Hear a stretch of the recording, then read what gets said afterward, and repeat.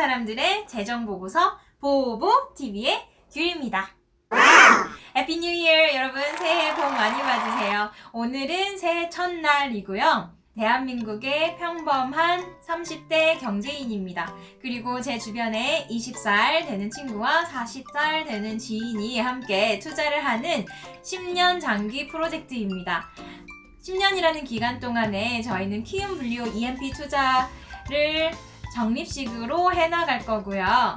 저도 저의 주변 사람들도 모두 꽤 괜찮은 투자가로 성장할 수 있는 기회가 되기를 바랍니다. 짜란!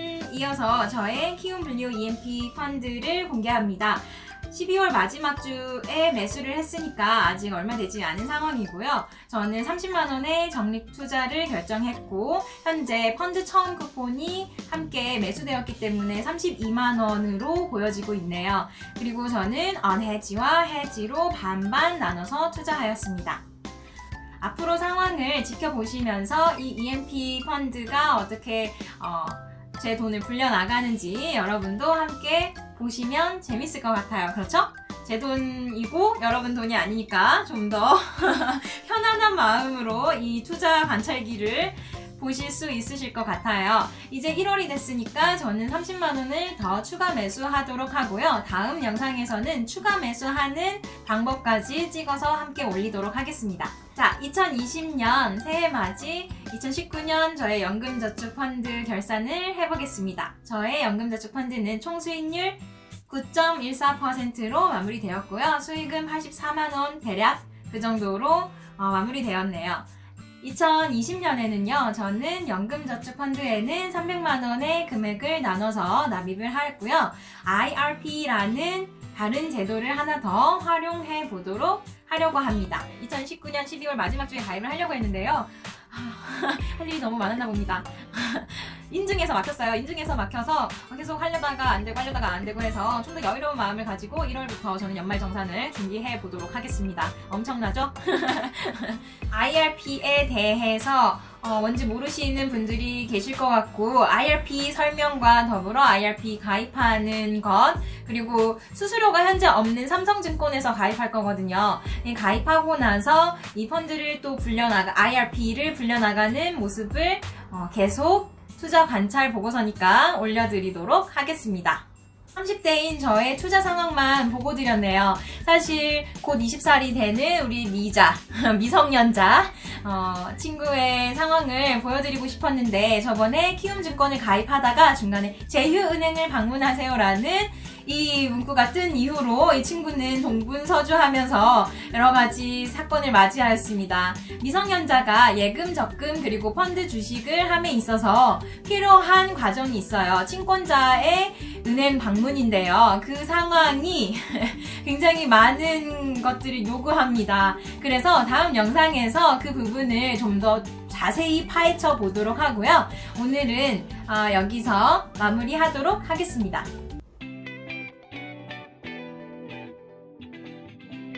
오늘 읽어드릴 책은 이 블랙스완이라는 책입니다. 나심 탈렙의 책이에요. 여러분, 낯익은 이름이시죠? 행운에 속지 마라 라는 책을 읽어드렸을 때 그 저자 맞습니다. 이 블랙스완이라는 책을 나심 탈렙은 자신의 연구 주제로 삼았었기 때문에 책이 내용이 엄청납니다. 500페이지 가량 되는데 제가 현재 200페이지 정도 읽었거든요. 그런데 이걸 중간에 나눠서 이렇게 읽어드리는 이유는 조금 어려워요. 조금 어렵고 나눠서 곱씹어 볼만한 내용들이 있기 때문에 다음 영상까지 나눠서 읽어드리도록 하겠습니다. 제가 감명 깊게 읽었던 부분을 읽어드리도록 할게요. 부제는 역사는 기어가지 않는다, 비약한다 라고 붙여져 있고요. 내용을 읽어드리도록 하겠습니다. 일단 이 책의 주제는요. 무작위성에 대해서 인간이 가진 맹목적성을 살펴보는 것을 목표로 한다고 합니다. 극단값을 예견하지 못하는 것은 곧 역사의 진행 방향을 예견하지 못하는 무능력을 의미한다. 우리는 우리가 모른다는 사실을 모른다. 더 어려운 문제는 인간의 마음 자체가 사고하고 성찰하는데 부적합한 것으로 보인다는 것이다. 정말 뼈 때리는 표현들이에요. 이처럼 고도로 개연성이 낮지만 필연적인 사건이 블랙스완이다.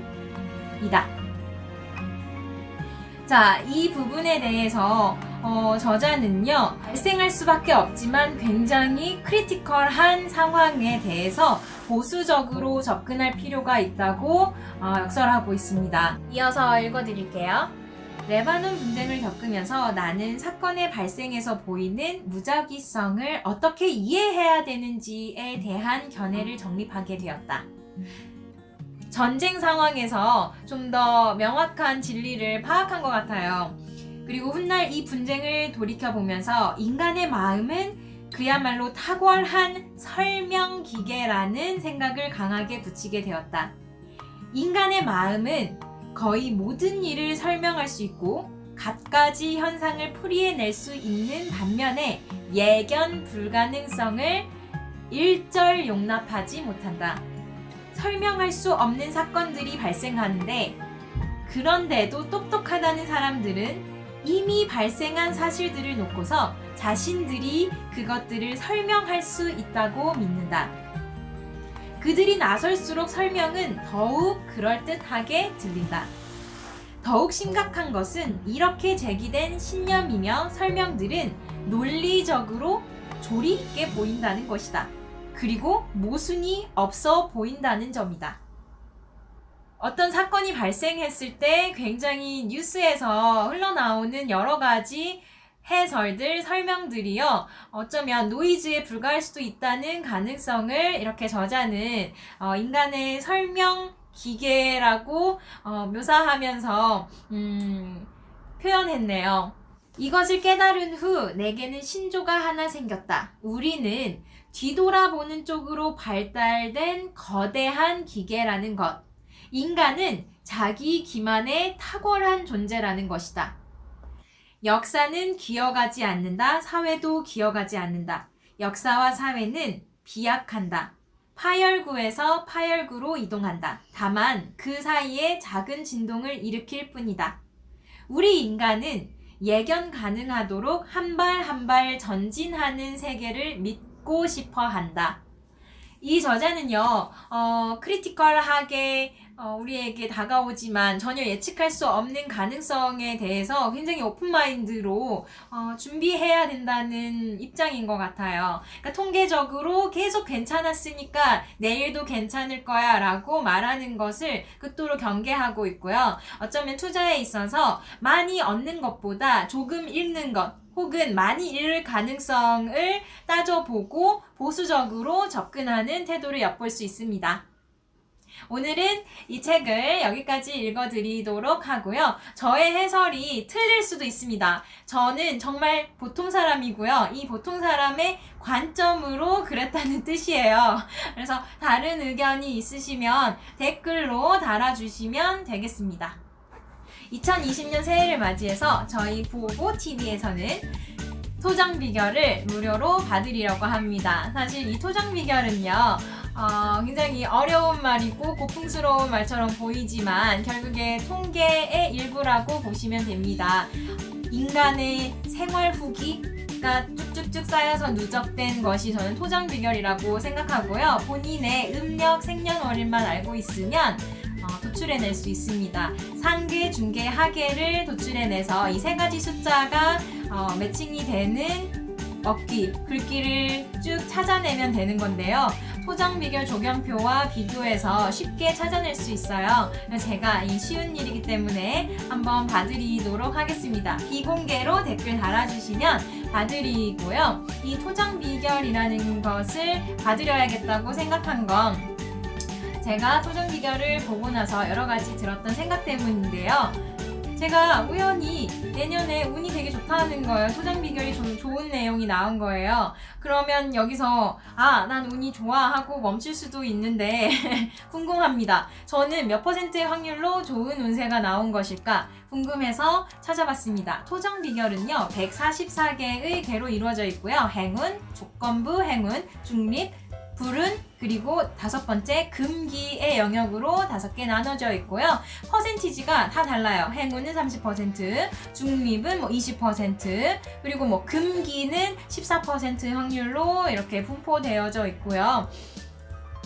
행운이 나왔다고 해서 자만하고 우쭐할 것도 없고, 금기 너 하지마, 아무것도 하지마, 사람도 만나지마 라는 글귀가 나왔다고 해서 너무 상심하고 우울하고 낙담할 필요도 없는 것이, 이 내용이 다 모두 공통적으로 말하고 있는 게 있어요.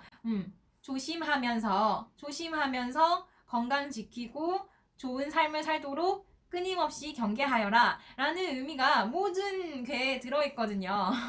그래서 금기의 괴의 경우에는 좀 더 강하게 조심해라, 다중하고 성찰하는 삶을 살도록 노력해라 라는 괴가 있다면, 행운의 괴는요, 자신감을 가지고 해봐, 잘 될 거야, 그런데 그럼에도 조심해야 되는 부분들이 있어 라고 말을 하고 있어요. 여러분, 그래서 행운이 나왔다고 해서 우울해할 것도 없고, 행운이 나왔다고 하면 우울하지 않겠네요. 행운이 나왔다고 해서 아주 우쭐할 필요도 없고, 불운이 나왔다고 해서 아주 우울할 필요도 없이 긍정적인 기운을 얻어가면서 2020년 더 힘내서 희망차게 살아보도록 하면 될 것 같아요.